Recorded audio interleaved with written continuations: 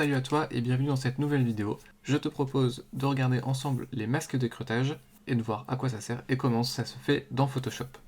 C'est parti.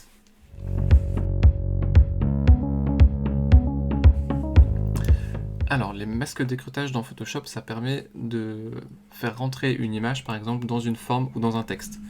Donc, par exemple, ici dans une forme et ici dans un texte. C'est pas très compliqué, il faut juste bien connaître la manip et après ça se fait en quelques clics. Alors, c'est parti. Donc là, je vais faire un nouveau plan de travail.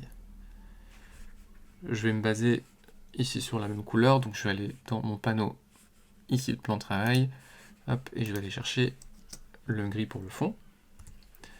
Et ensuite, je vais du coup tracer 3 fois, enfin je vais tracer une forme et je vais la dupliquer 2 fois en réduisant un petit peu la taille pour pouvoir créer cet effet de défilement. Alors pour faire ça, ici c'est facile, je fais mon rectangle directement. Hop, par exemple comme ça. Ici je viens de déplacer. Et je vais lui mettre des bords arrondis. Quelque chose comme, je vais même faire 50. Voilà. Je fais à peu près la taille de l'autre, donc il est un poil plus petit. Voilà, quelque chose comme ça on va dire. Et donc après je vais le dupliquer ici et le réduire un petit peu.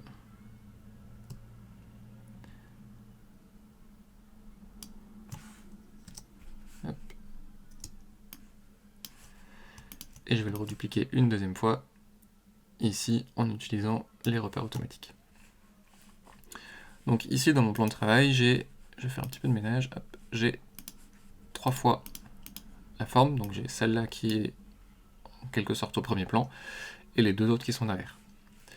Et donc pour mettre mes images à l'intérieur, je vais tout simplement aller chercher mon image, je la glisse dans mon plan de travail, et ici la seule chose à vérifier pour que ça fonctionne, c'est que l'image que je veux mettre dans le cadre, elle doit être au-dessus du cadre. Donc dans l'ordre des plans de travail, c'est bien ici ma photo qui est au-dessus du rectangle arrondi qui va me servir de cadre.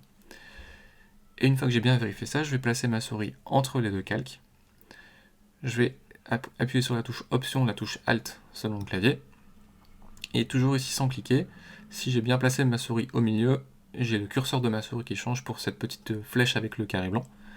Et une fois que cette icône-là est apparue, là je peux faire un clic de souris. Donc c'est un clic, le clic gauche standard. Et ensuite je peux relâcher. Et donc là l'image, elle est bien intégrée dans le cadre. Si je suis sur le calque par exemple ici de la photo, je peux encore venir la bouger sans bouger le masque finalement. Je peux venir redimensionner ma photo aussi. Hop. Donc ça c'est pas un souci. Et après je peux à l'inverse aussi bouger directement le masque sans bouger la photo et même redimensionner le masque si jamais j'ai envie de changer la forme. Donc là je vais dupliquer la même chose sur les deux autres.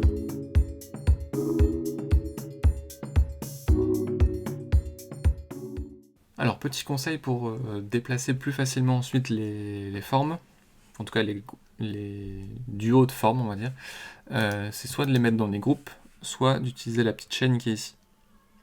Donc par exemple ici j'utilise la petite chaîne, ensuite quand je vais en sélectionner un, j'ai les deux qui se déplacent en même temps. Donc ça c'est pratique. Alors il faut juste pas faire toutes les chaînes en même temps, parce que si je fais tout, ça regroupe tous les calques ensemble, donc c'est vraiment du coup 2 par 2.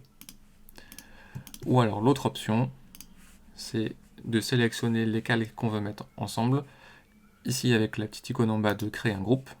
Donc là j'ai bien le groupe avec l'élément central, que je peux renommer. Et du coup si je sélectionne ici le groupe, je peux le déplacer en entier. Et si je déroule, je peux déplacer chaque calque individuellement. Donc attention, pour déplacer le groupe, il faut bien sélectionner ici la ligne du groupe. Donc ça c'est la première étape. Ça fonctionne exactement de la même façon pour du texte. Donc ce que je vais faire c'est ici, je duplique tout pour garder mon fond. Hop. Et je vais aller chercher une typographie. Alors là, le petit conseil, c'est plutôt si tu dois faire ça ce genre d'effet-là, c'est plutôt de travailler avec une typographie qui est assez grasse, assez épaisse, pour qu'on puisse voir ce qu'il y a derrière. Parce que si tu prends une typographie toute fine, on verra pas la photo. Alors après, ça peut être un autre effet de style, mais là, en tout cas, dans l'exemple, le but, c'est qu'on arrive quand même à deviner un petit peu la photo derrière. Donc il faut que le texte soit assez grand et que les caractères soient assez larges aussi. Donc là, moi, j'ai pris une typographie comme ça, mais après, on peut sélectionner un peu ce qu'on veut. Par exemple, je vais prendre celle-là. Pour l'instant, le texte, je ne le modifie pas, c'est pas très grave, on pourra toujours le modifier après. Et donc là, je vais repartir du même principe, je vais ici dupliquer ma photo de l'autre côté. Et même chose, il faut que la photo elle soit au-dessus du texte. Je reclique sur Alt ou Option, hop, et du coup ma photo, elle vient se caler dans le texte. Et là, ce qui est pratique avec ça, c'est que si je repasse sur le texte, ici je peux rééditer mon texte.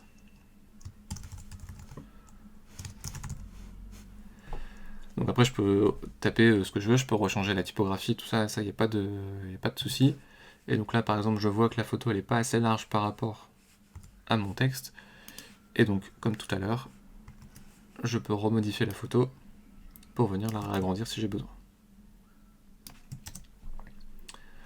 Ouais, donc ça, c'est un petit effet assez pratique. Il faut juste bien retenir la manipulation qui est je place la photo au-dessus de la forme, et ensuite j'appuie sur Alt ou Option, et je fais un clic quand quand le curseur change de forme. Pour annuler l'effet, c'est la même chose, je refais Alt ou Option, je me remets entre les deux, et en cliquant ici, hop, j'enlève le masque. Donc voilà, et après ici pour finir, si on veut aller au bout de l'exercice, je me mets ici sur les rectangles, je fais soit un double clic ici dans la zone, soit en appuyant ici. Ça ouvre le panneau de style et du coup ça va permettre de rajouter des effets sur le calque. Et donc là, en l'occurrence, c'était une ombre portée. Ici, on peut choisir le mode. Alors sur le mode de fusion, sur l'ombre portée, j'aurais tendance à dire que c'est plutôt du obscurcir ou du produit par défaut. Après, le reste n'est pas interdit, mais le plus commun, on va dire que c'est cela. Ici, on choisit la couleur. Alors, petite astuce aussi, pour que le rendu soit un peu plus joli, enfin en tout cas un peu plus fin, on n'est pas forcément obligé de faire toujours une ombre noire. On peut se rapprocher sur l'ombre du plan de travail en fait sur lequel est posé l'objet en fonçant la couleur. Par exemple, si ici mon plan de travail il était on va dire jaune comme ça, je suis pas obligé d'avoir forcément une ombre noire qui va ressortir comme ça. Par contre, ce que je peux faire, c'est du coup hop, aller chercher ici dans les teintes un peu plus foncées. Et en général, du coup, le rendu est un petit peu mieux quand même que juste une ombre noire classique. Alors, je vais juste revenir en arrière. Voilà. Et donc ici, on a les paramètres d'opacité de l'ombre, l'angle de la lumière qui va gérer un petit peu la position de l'ombre, la distance par rapport au calque, hop, le grossissement de l'ombre, donc qui va permettre de jouer sur un côté une ombre très agrandie, et la taille, en fait, la taille c'est plus le flou de l'ombre. Cela je passe un petit peu, mais en gros les paramètres principaux ils vont surtout se situer là-dedans. Et donc une fois qu'on a fait la première, on peut le valider. Et après ce qu'on va faire, c'est qu'on va réutiliser cette ombre, en tout cas ces paramètres d'ombre portés là sur les deux autres. Pour ça il y a deux méthodes, soit on fait un clic droit et on fait copier le style de calque. On se met sur l'autre calque, on fait un clic droit et coller le style de calque. Du coup il réapplique les mêmes paramètres. Soit si tu es à l'aise avec les raccourcis clavier, tu prends la touche Alt Option, tu te mets ici sur ombre portée, hop, et tu fais glisser sur l'autre. Et du coup ça revient à dupliquer, donc c'est la même chose, c'est juste pas la même façon de le faire. Donc là j'ai bien mis mes ombres portées par rapport à l'exemple, et après ici c'était juste une histoire d'opacité du calque. Hop, et là dans l'opacité, je vais pouvoir réduire un petit peu. Voilà, ça c'est juste pour l'exemple. Voilà, donc c'est pas très compliqué, les masques d'écrêtage c'est vraiment juste l'histoire du raccourci avec la touche du clavier, et bien retenir que l'élément qui doit être dans le cadre est toujours au-dessus dans Photoshop. Voilà, c'était un petit tuto, c'est terminé. J'espère que tu as découvert les masques d'écrêtage et que maintenant tu sais les faire. N'hésite pas à commenter si tu as des questions, si tu as des suggestions. N'hésite pas non plus à t'abonner, ce sera utile, et à liker la vidéo. Salut!